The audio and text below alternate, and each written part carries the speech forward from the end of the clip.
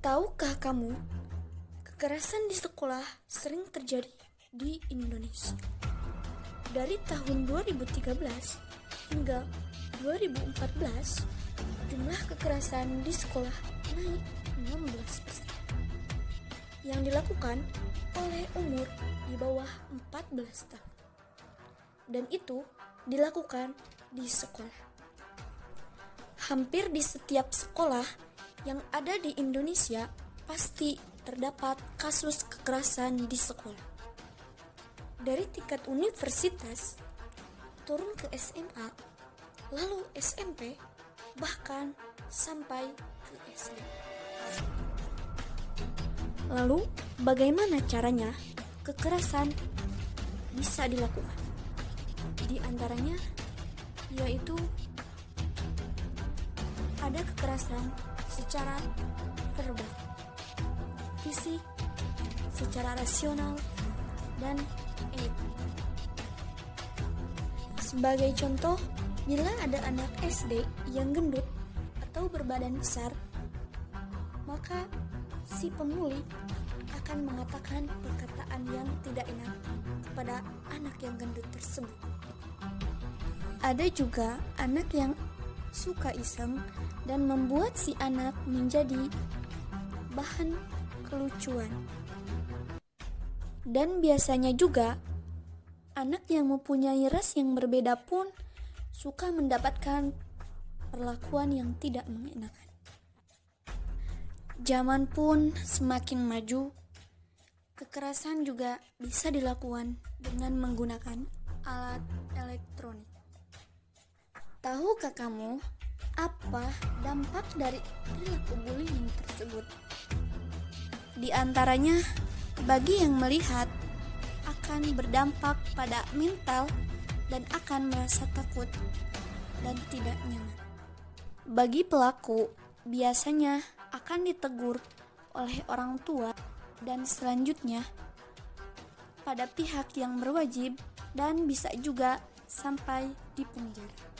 Dan korban akan berdampak seperti sering absen di sekolah, mudah emosi, dan luka memar. Atau yang lebih parahnya, sampai bunuh diri.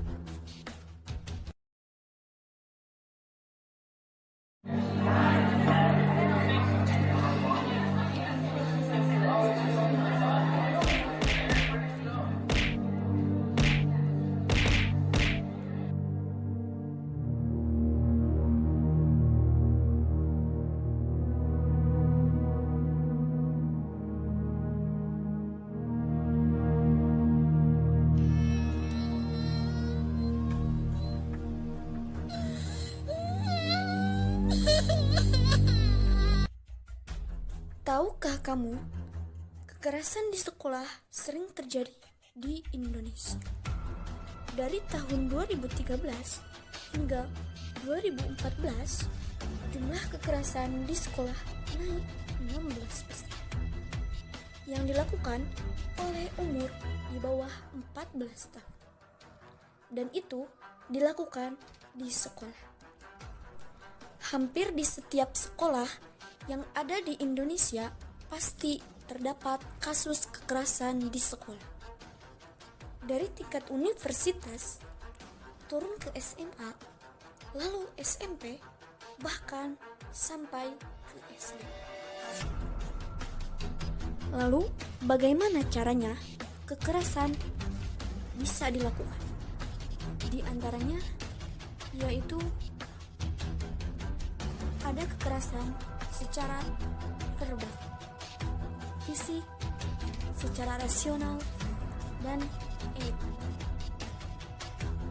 Sebagai contoh, Bila ada anak SD yang gendut atau berbadan besar, maka si pemuli akan mengatakan perkataan yang tidak enak kepada anak yang gendut tersebut. Ada juga anak yang suka iseng dan membuat si anak menjadi bahan kelucuan.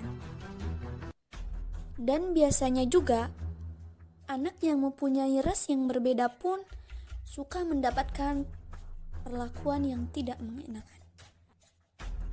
Zaman pun semakin maju, kekerasan juga bisa dilakukan dengan menggunakan alat elektronik.